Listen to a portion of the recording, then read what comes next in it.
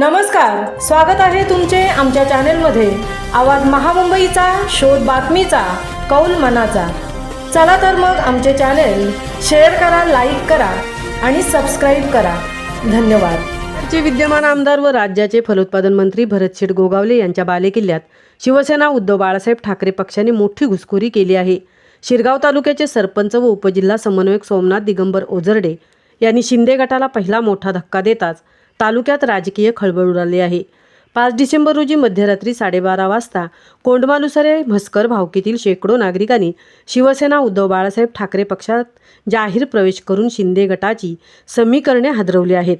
शिरगाव परिसरात विश्वसनीय नेतृत्व म्हणून ओळख असलेल्या सोमनाथ ओझरडे यांच्या कार्यप्रणालीवर विश्वास ठेवून मोठ्या उत्साहात नागरिकांनी पक्षप्रवेश केला।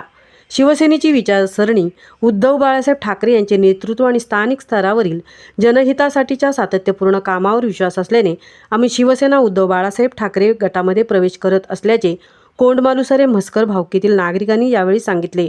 विकास, न्याय आणि सामान्य जनतेसाठी लढणारे नेतृत्व उभे राहावे म्हणून हा निर्णय, अशी भावना त्यांनी व्यक्त केली।